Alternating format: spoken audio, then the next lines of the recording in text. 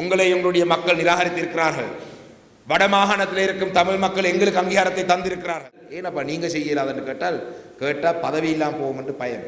பாராளுமன்ற ஆசனமே இல்லாமல் போய்விடும். பேசுறதுக்கு கூட நேரம் ஒதுக்கிறார்கள். அமைச்சர் இருக்கிறார், மூக்கால தான் காய்ப்பெறத்தை செய்தால் மாத்திரம்தான் மாகாண சபை தேர்தலை நாடாளுமன்றத்திலே அதை ஒரு தனிநபை பிரேரணையாக நான் கொண்டு வர அரசாங்கம் கொண்டு வருவீங்களா இல்லை நான் கொண்டு மாகாண சபை தேர்தலில் அதிக அளவான ஆசனங்களை நாங்கள் எடுக்கிறதா? முஸ்பாதி சொந்தங்களுக்கு வணக்கம். நேற்றைய தினம் தமிழரசு கட்சியினுடைய உள்ளூராட்சி சபை தேர்தலுக்குரிய வேட்பாளர் அறிமுகங்கள் நடந்தது. அதில் சாணக்கியன் அவர்கள் பேசியிருந்தார். அதில் எதிர்க்கட்சி தொடர்பான பல விமர்சனங்களையும் தமிழரசு கட்சி தொடர்பாக முன்வைக்கப்பட்ட பல விமர்சனங்களுக்கு பதிலையும் வழங்கியிருந்தார். அது தொடர்பான காணொலியை நான் இதோடு நினைக்கிறேன், பார்த்துக்கொள்ளுங்க.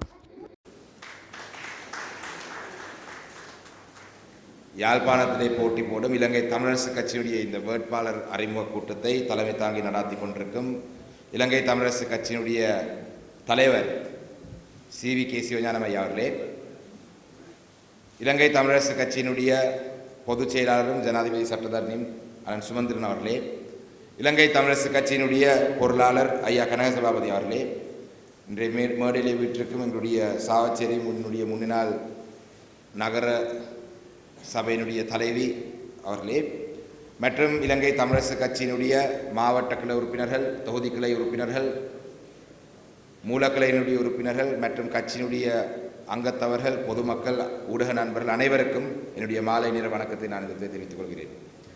உண்மையிலே இந்த உள்ளூராட்சி மன்ற தேர்தல் என்று சொல்வது எங்களுடைய பாராளுமன்ற தேர்தலுக்கும் விட ஒரு மிக முக்கியமான ஒரு தேர்தல்.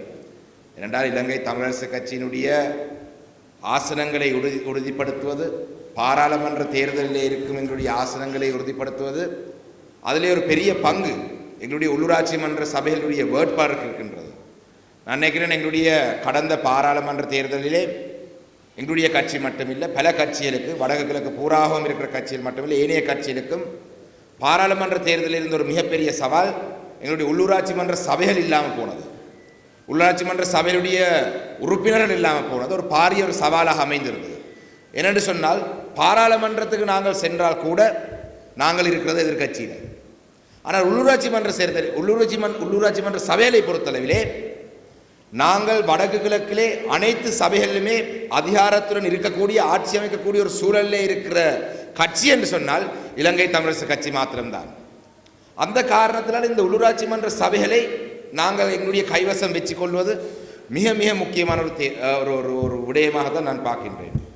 எங்களுடைய அம்பாறை மாவட்டத்துடைய முன்னாள் பாராளுமன்ற உறுப்பினர் அண்ணன் கலையரசன் சொல்லுவார், தான் நாவிதன்வழி பிரதேச சபையினுடைய தவிசாளராக இருந்த பொழுது நாவிதன்வழி பிரதேசத்துக்கு பாராளுமன்ற உறுப்பினர்கள், மாகாண சபை உறுப்பினர்கள், அமைச்சர்கள் செய்ததை விட கூட அதிகமான வேலைகள் சேவைகள் அந்த மக்களுக்கு தான் நாவிதன்வழியுடைய பிரதேச சபை உறுப்பினர், பிரதேச சபை தவிசாளராக இருந்து கொண்டு செய்தார் என்றதை அடிக்கடி ஞாபகப்படுத்துவார். ஏன்னால் இது ஒரு குட்டி அரசாங்கம். இந்த குட்டி அரசாங்கத்தை எங்களுடைய கையிலே வைத்துக்கொண்டு அந்த பிரதேசத்தில் இருக்கும் மக்களுடைய பிரச்சனைகளை, அந்த பிரதேசத்தில் இருக்கும் குறைபாடுகளை நிவர்த்தி செய்வதன் ஊடாகவே எங்களுடைய கட்சி மீது மக்கள் மத்தியிலே இன்னும் ஒரு எழுச்சி ஏற்படும். மாகாண சபை தேர்தல் நடக்குமாண்டு இப்பொழுது தெரியாது. ஜனாதிபதி அவர்களை நாங்கள் கடந்த டிசம்பர் மாதம் சந்தித்த பொழுது மிக தெளிவாக சொன்னார், உள்ளூராட்சி மன்ற தேர்தலை முதல் நடத்துவோம், அதனைத் தொடர்ந்து நாங்கள் மாகாண சபை தேர்தலை நடத்துவோம் என்று. ஏனென்றால் அந்த கேள்வி வந்ததுக்கான காரணம் அனைவருக்கும் தெரியும். மாகாண சபை தேர்தலை நடத்துவதாக இருந்தால் சட்டத்திலே ஒரு சிறிய திருத்தம் செய்ய வேண்டும். அந்த திருத்தத்தை செய்வதற்காக ஜனாதிபதி சட்டத்தரணி அண்ணன் சுமந்திரன் அவர்கள் கடந்த பாராளுமன்றத்திலே ஒரு தனிநபர் பிரேரணை ஒன்றை முன்வைத்து, அந்த தனிநபர் பிரேரணை மூன்றாம் வாசிப்புக்கும் திகதி குறிப்பிடப்பட்டு ஜனாதிபதி ரணில் விக்ரமசிங்கவினால் அதை அகற்றப்பட்டது. அந்த திருத்தத்தை செய்தால் மாத்திரம்தான் மாகாண சபை தேர்தலை நடத்த முடியும். அந்த நேரத்திலே ஜனாதிபதியை சந்தித்த பொழுது நான் ஜனாதிபதியிடம் கேட்டிருந்தேன், கடந்த பாராளுமன்றத்தில் இவ்வாறு நடந்தது, இந்த பாராளுமன்றத்திலே அதை ஒரு தனிநபை பிரேரணையாக நான் கொண்டு வரவா என்று கேட்ட பொழுது அவர் சொன்னார், இல்லை, அது அரசாங்கம் செய்யும், மிக விரைவாக நாங்கள் செய்வோம் என்று சொன்னார். சொல்லி 3 மாதங்கள் கடந்து விட்டது, 4வது மாதம் வந்து விட்டது. இதுவரைக்கும் அந்த சட்ட திருத்தத்தை பாராளுமன்றத்துக்கு கொண்டு வருவதற்கு எந்த ஒரு நடவடிக்கையும் எடுக்கவில்லை. அண்மையிலே நடந்த பார்லிமெண்ட் பிசினஸ் கமிட்டி, பாராளுமன்ற விவகாரங்கள் தொடர்பான அந்த கூட்டத்திலே பிமல் ரத்நாயக்க அவைத்தலைவரிடம் நான் கேட்டிருந்தேன், இந்த திருத்தத்தை இந்த ஒரு சட்டம் மூலமாக அரசாங்கம் கொண்டு வருவீங்களா, இல்லை நான் கொண்டு வருவா, 4 மாதம் கடந்து விட்டது, கொண்டு வருவீங்களா இல்லையா? இல்லை, நாங்கள் கொண்டு வருவோம் என்று சொன்னார். ஆனால் 2 நாட்களுக்கு முன்பாக கேபினட் பேச்சாளர் நலிந்த ஜெயதிஸ் அவர்கள் சொல்லியிருக்கிறார், மாகாண சபை தேர்தல் இந்த வருஷம் நடத்த மாட்டோம் என்று. அப்போ மாகாண சபை தேர்தலை கூட நடத்துவதற்கான இருந்த வாய்ப்பை இவர் இல்லாமல் செய்ய முயற்சிருக்கிறார் என்ற ஒரு சந்தேகம் எங்களுக்கு வருகின்றது. எது எப்படி இருந்தாலும் நான் நினைக்கிறேன் எங்களுடைய ஜனாதிபதி சட்டத்தரணி அவர்கள் அந்த தனிநபர் பிரேரணையை முன்னெடுக்கிறதுக்கான சகல ஆலோசனையும் வழங்கியிருக்கிறார். அடுத்த வாரத்திலே அந்த பாராளுமன்றத்துக்கு ஒரு தனிநபர் பிரேரணையாக அந்த சட்டமூலத்தை கொண்டு வந்தால் அரசாங்கம் அதுக்கு பிறகு சொல்றதுக்கு நொண்டி சாட்டுகள் எதுவும் இல்லாமல் இருக்கும். அதை நாங்கள் செய்ய வேணும். ஆனால் அந்த மாகாண சபை தேர்தல் நடக்கும் பொழுதும் கூட அந்த மாகாண சபை தேர்தலில் அதிக அளவான ஆசனங்களை நாங்கள் எடுக்கிறதா இருந்தால் எங்களுடைய இந்த உள்ளூராட்சி சபைகளில் எங்களுடைய அதிகாரத்தை நாங்கள் கைப்பற்றினால் இன்னும் அதை இலகுவாக அந்த மாகாண சபையை நாங்கள் கைப்பெறக்கூடியதாக இருக்கும். ஏனென்றால் இன்று யாழ் மாவட்டத்தை பார்க்கும் பொழுது பாராளுமன்றத்துக்கு போகும் பொழுது மிகவும் கவலையாக இருக்கின்றது. பாராளுமன்றத்தை ஆளும் கட்சியை சேர்ந்தவர்கள் ஒவ்வொரு முறையும் நாங்கள் தமிழர் தரப்பில் இருக்கும் ஒரு பிரச்சனையை பேசும் பொழுது எழுந்து சொல்லும் ஒரே ஒரு விடயம், உங்களை எங்களுடைய மக்கள் நிராகரித்திருக்கிறார்கள், வடமாகாணத்தில் இருக்கும் தமிழ் மக்கள் எங்களுக்கு அங்கீகாரத்தை தந்திருக்கிறார்கள், நீங்கள் அதை பேச வேண்டிய அவசியம், அதை நாங்கள் பேசலாம் என்று சொல்றார்கள். மட்டக்களப்பை மட்டும் அப்படி சொல்லிடாது. அவர்கள் அப்படி சொல்லும் பொழுது நான் அவரிடம் சொல்றது, ஜனாதிபதி தேர்தலிலே மட்டக்களப்பு மாவட்ட மக்கள் உங்களை நிராகரித்தார்கள், பாராளுமன்ற தேர்தலிலே மட்டக்களப்பு மாவட்ட மக்கள் நிராகரித்தார்கள், உள்ளூராட்சி மன்ற தேர்தலிலே மட்டக்களப்பு மாவட்ட மக்கள் உங்களை நிராகரிப்பார் என்ற செய்தியை நான் பாராளுமன்றத்தை பயமில்லாமல் சொல்லியிருக்கின்றேன். அதை நாங்கள் நடத்தி காட்டுவோம். மட்டக்களப்பிலே அனைத்து சபைகளையும் நாங்கள் கைப்பற்றுவோம். ஆனால் யாழ் மாவட்டத்தை பார்க்கும் பொழுது, வடமாகாணத்தை பார்க்கும் பொழுது மிகவும் ஒரு மனவேதனையாக இருக்கின்றது. ஆனால் இறைவன் நமக்கு ஒரு சந்தர்ப்பத்தை தந்திருக்கிறார். 6 மாதத்துக்குள்ளே ஒரு சந்தர்ப்பத்தை தந்திருக்கிறான்.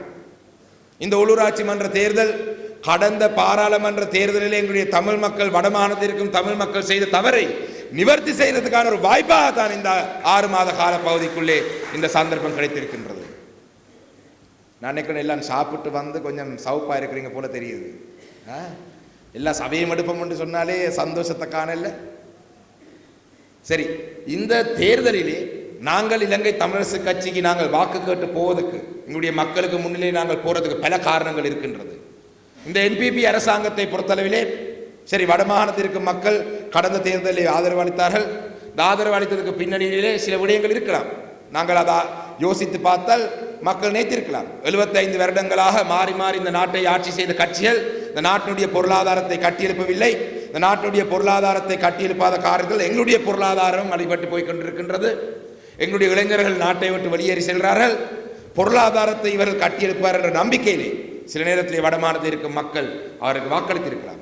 ஆனால் ஆட்சிக்கு வந்து 6 மாதத்துக்குள்ளே சில உதாரணங்களை சொல்லி காட்டுகின்றேன், அவங்களுடைய பொருளாதாரத்தை கட்டியெழுப்பது எவ்வாறு இருக்கின்றது என்று. உங்களுக்கு தெரியும், கடந்த சில மாதங்களுக்கு முன்பாக நாட்டிலே ஒரு அரிசி தட்டுப்பாடு வந்தது. அரிசி தட்டுப்பாடு வந்ததுக்கான காரணம் என்னென்னு சொன்னார்கள், எங்களுடைய வீட்டில் இருக்கும் பூனையும் நாயும் சாப்பிட்டு தான் அரிசி தட்டுப்பாடு ஏற்பட்டதுன்னு சொன்னார்கள். கேட்டிருந்தீங்களா? இல்லையா? அரிசி தட்டுப்பாடு வந்ததுக்கான காரணம் வீடுகளில் இருக்கும் நாயும் பூனையும், வளர்க்கிற நாயும் பூனையும் சாப்பிட்டு தான் நாட்டிலே அரிசி தட்டுப்பாடு வந்ததுன்னு சொன்னார்கள். அந்த அளவுக்கு தான் அவங்களுடைய பொருளாதாரம் சம்பந்தமான அறிவு இருக்கின்றது. தேங்காயுடைய தட்டுப்பாடு வந்தது. என்ன சொன்னார்கள்? நீங்களும் நானும் சொதியும் சம்பளம் சாப்பிட்றதால தான் தேங்காய் தட்டுப்பாடு வந்திருக்குன்னு சொன்னார்கள். சொன்னார்களா இல்லையா? சொன்னார்களா இல்லையா? எல்லாரும் இந்த தேங்காய் பூ சாப்பிட்றல போல, சம்பல் சாப்பிட்ற இல்லையா? ரைட். அந்த வகையிலே இந்த பொருளாதாரத்தை கட்டியெழுப்பதை பற்றி கூட நாட்டிலே தேங்காய் தட்டுப்பாடு இருக்கின்றதுக்கு பல காரணங்கள் இருக்கு. இதை கூட சரியாக ஆராய்ந்து இதுக்கு ஒரு தீர்வை முன்வைக்க தெரியாத ஒரு அரசாங்கம் தான் இன்று இந்த நாட்டில் இருக்கின்றது. அதையும் தாண்டி சில விடயங்களை பார்க்கலாம். இன்று அமெரிக்கா வரி 44% எங்களுடைய இந்த நாட்டில் இருந்து அமெரிக்காவுக்கு ஏற்றுமதி செய்யும் பொருட்களுக்கு வரி அறுவடை செய்ய போறார்கள். இதை பற்றி பாராளுமன்ற விவகாரம் தொடர்பான குழுவிலே எதிர்கட்சியில் இருக்கிற நாங்கள் அவைத்தலைவரிடம் முன்வைத்திருந்தோம். இப்படி ஒரு திட்டம் ட்ரம்ப் ஆட்சியின் கீழே இது நடக்கப் போகின்றது. 2 மாதங்களுக்கு முன்பாக இது தொடர்பாக நாங்கள் பாராளுமன்றத்தில் ஒரு குழு ஒன்றை நியமிக்க வேண்டும். இந்த பாராளுமன்றத்தை நியமிக்கிற குழு நடக்குதோ நடக்கலையோ எங்களால் செய்யக்கூடிய முயற்சியை நாங்கள் எடுக்க வேண்டும். அமெரிக்காவுடன் நாங்கள் பேச வேண்டும். எங்களுடைய இந்த நாட்டிலே இந்த 44% வரியை அதிகரித்தால் ஆட தொழிற்சாலைகளிலே உற்பத்தி செய்கிற பொருட்கள் அனைத்தும் பாதிக்கப்படும். இதை நாங்கள் சொல்லியிருந்தோம். அந்த நேரத்திலே சொன்னார்கள் ஏதோ ட்ரம்ப்புக்கும் நாங்கள் ட்ரம்ப்பை நாங்கள் கட்டுப்படுத்துவோம், இல்லாட்டி ட்ரம்ப்பை நாங்கள் கட்டுப்படுத்துவோம் என்ற வகையான ஒரு மனநிலையில் இருந்தார்கள். இன்று அது நடந்த பிறகு நாங்கள் சொன்ன அந்த ஆலோசனை 2 மாதங்களுக்கு முன்பாக ஜனாதிபதி இன்றைக்கு நடைமுறைப்படுத்துறதுக்கு முயற்சிருக்கிறார். நாட்டிலே கடன் மறுசீலமைப்பு செய்து 2028ஆம் ஆண்டில் இருந்து நாங்கள் மீண்டும் எங்களுடைய கடனை நாங்கள் செலுத்த வேண்டிய காலம் வந்துவிடும். 2028ஆம் ஆண்டு வந்தால் நாட்டுக்குள்ளே இதுவரைக்கும் ஒரு பாரிய முதலீடாக இருக்கட்டும், ஒரு சிறிய முதலீடாக இருக்கட்டும், எந்த ஒரு நிதி ஒதுக்கீடும், அந்நிய செலவாணி வரக்கூடிய வகையான எந்த ஒரு முதலீடும் இந்த நாட்டுக்குள்ளே இன்னும் வரவில்லை. அப்ப 2028ஆம் ஆண்டு வந்தால் நாடு மீண்டும் பங்களோத்திலே அடையக்கூடிய ஒரு சூழல் இருக்கின்றது. ஆனால் அதை பற்றி இவர்களுக்கு எந்த அக்கறையும் இல்லை. அவர்களுக்கு தேவை தங்களுடைய கட்சியினுடைய கட்டமைப்பை வளர்க்கிறது மட்டும்தான் அவங்களுடைய நோக்கம். வடமாகாணத்திலிருந்து எங்களுடைய மக்கள் தெரிவு செய்து அனுப்பிய பாராளுமன்ற உறுப்பினருடைய நிலையை பாராளுமன்றத்தை பார்த்தால் பரிதாபமாக இருக்கின்றது. அவருடைய நிலைமையை பார்த்தால் பரிதாபமாக இருக்கின்றது என்றால் பேசுவதற்கே சந்தர்ப்பம் வழங்குகிறார்கள் இல்லை. என்னுடைய மட்டக்களப்பு மாவட்டத்தை சேர்ந்த சக பாராளுமன்ற உறுப்பினர் உட்பட வடமாகாணத்தை சேர்ந்த என்பிபியுடைய பாராளுமன்ற உறுப்பினர்கள் பாராளுமன்றத்திலே இருக்கும் 225 பேர்லே 225, 224, 223, 222 இந்த வரிசையிலே தான் இருக்கிறார்கள். பாராளுமன்றத்தை செயல்பட்டவருடைய வரிசையில் பார்த்தால் என்றால் பேசுறதுக்கு கூட நேரம் ஒதுக்குறார்கள் இல்லை. சில பாராளுமன்ற உறுப்பினர்கள் எங்களை பார்த்து சொல்றார்கள், இந்த விடயத்தை உங்களால் முன்வைக்க முடியுமா என்றால், ஏனப்பா நீங்க செய்யலாதுன்னு கேட்டால் பதவி இல்லாமல் போகும் என்று பயம், பாராளுமன்ற ஆசனமே இல்லாமல் போய்விடும். சரி, நாட்டிலே இருக்கும் தமிழ் மக்களுடைய அடிப்படை பிரச்சனைகளை பற்றித்தான் உங்களால் பேச முடியாவிட்டாலும் கூட இந்த பொருளாதாரத்தை கட்டியெழுப்புற விடயங்களை பற்றியாவது நீங்கள் பேசலாம். ஒரு அமைச்சர் இருக்கிறார், மூக்கால தான் காய்ப்பார் என்று காய்ப்பார், இந்த நேரம் அவ்வளவுதான் நடக்கும் என்று காய்ச்சிட்டு இருப்பார். அவர் கதைக்கிறது மட்டும்தான் இந்த வடமாகாணத்துக்கு கடந்த 6 மாதங்களாக நடந்திருக்கு. மட்டக்களப்புக்கும் வந்தார், அண்மையிலே வந்து தேர்தல் சட்டங்களை மீறி மட்டக்களப்பு மாவட்டத்தில் இருக்கும் சில மீனவ சங்கங்களை அழைத்து அவங்களுடைய வேட்பாளர்களையும் அழைத்து ஒரு கூட்டம் நடத்த பார்த்தார். உடனே அடிச்சன் எலெக்ஷன் கமிஷனுக்கு 10 நிமிஷத்தில் அங்கே போனார்கள், ஆலயத்தை அனுப்பி விட்டாங்க. இஞ்சையும் பார்த்து செய்யுங்க. ஏனென்றால் அவர்களால் இந்த வடமாகாணத்திலே கூட நாட்டிலே பொருளாதாரத்தை கட்டியிருப்பர் என்று பேசினாலும் கூட அதோடு சேர்த்து இந்த வடக்கு மாகாணத்தில் இருக்கிற எங்களுடைய மக்களுடைய வாழ்க்கை தரத்தை உயர்த்த வேண்டும் என்றதுக்கு பேசுவதற்கு முடியாத நிலையில் இருக்கிறார்கள். வரவு செலவு திட்டத்திலே 5 பில்லியன் ரூபாய் வீதி அபிவிருத்தி கொண்டு ஒதுக்கப்பட்டது என்று பெருசாக பேசிக் கொண்டிருந்தார்கள். இந்த நாட்டிலே கடந்த 8 வருடங்களுடைய வரவு செலவு திட்டத்திலே இருக்கிற செலவழித்த வீதங்களை எடுத்து பார்த்தால் முதலீடு திட்டம், அதாவது கேபிட்டல் எக்ஸ்பெண்டிச்சர், என்ன சொல்றது, மூலதன செலவு, இந்த மூலதன செலவுகளுக்காக ஒதுக்கப்படுற நிதி பொதுவாக 55% தாண்டி அந்த செலவழிக்கப்படுறது இல்லை. அது வளமை. வரவு செலவு திட்டத்திலே 10 பில்லியன் ரூபாய் நாங்கள் மூலதன செலவு கொண்டு ஒதுக்கினால் கடந்த 8 வருடங்களில் வரலாறு எடுத்து பார்த்தால் 55% தாண்டி போகாது. அதிலே அண்மையிலே மட்டக்களப்பு மாவட்டத்துக்கு கிழக்கு மாகாண ஆளுநர் வந்த பொழுது சொன்னார், நாட்டிலே வீதி அபிவிருத்திக்கு மொத்தமாக 11 பில்லியன் தான் ஒதுக்கி இருக்கிறார்கள். மொத்த நாட்டிலே, அது கொழும்பு, கம்பா, ஹம்பாந்தோட்ட எல்லாம் சேர்த்து. இதிலே 55% தான் வேலை நடக்க போகுது என்றால் அதான் பலமையாக நடக்கிறது. இந்த அரசாங்கம் அதுக்கு மாறாக செய்ய முடியாது. வரவு செலவு திட்டத்திலே ஒதுக்குற அனைத்து விடயங்களுக்கும் நிதி இல்லை, இல்லாத நிதியை தான் ஒதுக்குறார்கள். அப்படி பார்த்தால் கூட அந்த 5 பில்லியன் ரூபாய் நிதியை 25 மாவட்டங்களுக்கு பிரித்தால், 25 மாவட்டங்களுக்கு பிரித்தால் எங்களுடைய மாவட்டங்களுக்கு அன்னளவாக 200 மில்லியன், 300 மில்லியன், 400 மில்லியனை தாண்டி நிதி வராது. ஆனால் எங்களுடைய வடமாகாணத்துடைய மக்களுடைய வாழ்க்கையை சிறந்த நிலையை கொண்டு வருவதாக இருந்தால் பாரிய முதலீடுகள் இந்த மாவட்டத்துக்குள்ளே வர வேண்டும். எங்களுடைய துறைமுகங்கள் இயங்க வேண்டும், விமான நிலையங்கள் இயங்க வேண்டும். பலாலி விமான நிலையம் இருக்கின்றது. இன்று 2 நகரங்கள் இருந்து மட்டும்தான் விமானங்கள் வரக்கூடியதாக இருக்கின்றது. இண்டிகோ ஏர்லைன்ஸ் ஊடாக 2 நகரங்கள், திருச்சியும் சென்னையும் ஒன்னேக்கிறேன். ஆனால் இந்த விமான நிலையத்தை விஸ்தரித்தால், இன்னும் அதிக அளவான நிதியை ஒதுக்கினால், இன்னும் அதிகமான நாடுகளில் இருந்து, இந்தியாவில் இருக்கிற நகரங்களில் இருந்து விமானங்கள் வரக்கூடிய ஒரு சூழலை உருவாக்கலாம். ஆனால் அதை செய்வதற்கு ஏன் இந்த அரசாங்கம் தங்களுடைய வரவு செலவு திட்டத்தில் நிதி ஒதுக்கவில்லை? இதை நீங்கள் கேட்க வேண்டும். எங்களுடைய மன்னாரிலே இருந்து தலைமன்னார் இருந்து ராமேஸ்வரம் வரைக்கும் போகும் அந்த துறைமுகத்துக்கு அந்த ஜெட்டி இல்லாட்டி அந்த துறைமுகம் வந்து அந்த நிப்பாற்ற அந்த இடம், அது கட்டுறதுக்கு காசு இல்லைன்னு தான் கடந்த அரசாங்கம் சொன்னது. அதனால தான் அந்த சர்வே ஆரம்பிக்கவில்லை. அதுக்கு எஸ்டிமேட்டும் எடுத்து வைத்திருந்தார்கள். பாரத பிரதமர் நாட்டுக்கு வார இந்த அரசாங்கம் வட மாகாணத்துடைய மக்களை பற்றி உண்மையிலே கரசன உள்ள அரசாங்கமாக இருந்தால் ஒரு முன்மொழிவை தயார்படுத்தி பாரத பிரதமரிடம் கொடுக்கலாம். வடக்கு மாகாணத்துடைய பொருளாதாரத்தை கட்டியெழுப்பதற்கு பாலாளி விமான நிலையத்தை தரமுயத்துக்கு நிதி தாருங்கள் என்று சொன்னால் நான் அறிந்த வகையில் நிச்சயமாக நிதி கிடைக்கும். எங்களுடைய கிழக்கு மாகாணத்திலே உங்களுக்கு நான் வட மாகாணத்தினால சொல்லியிருக்கு 5 பில்லியன் இதுக்கு 1 பில்லியன் இதுக்கு வருதோ வரலையோ சொல்லியிருக்கு. எங்களுக்கு ஒன்றுமே இல்லை, தரையும் தேவையில்லை என்றால் எப்படியும் வரப்போகிற காசு இல்லை, இது வரப்போகிற காசு இல்லை. ஆனால் திருவோணமலை துறைமுகத்தை கட்டியெழுப்போம், ஒரு இயற்கை துறைமுகம், இதை கட்டியெழுப்பதனூடாக கிழக்கு மாகாணத்துடைய மக்களுடைய வாழ்க்கையை கூட்டலாம் என்ற சிந்தனை அரசாங்கத்துக்கு இல்லை.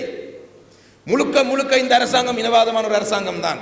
மஹிந்த ராஜபக்ச கோட்டாபய ராஜபக்சாவது சொன்னார்கள், நாங்கள் சிங்கள ஜனாதிபதிகள், சிங்கள மக்களுடைய ஜனாதிபதி, சிங்கள மக்களுடைய அரசாங்கம், இது சிங்கள மக்களுக்கு தான் நாங்கள் எல்லாம் செய்வோம் என்று சொன்னார்கள். இவர்கள் அதை சொல்ல மாட்டார்கள். ஆனால் நடக்கிற முழுதும் அப்படித்தான் நடக்கின்றது.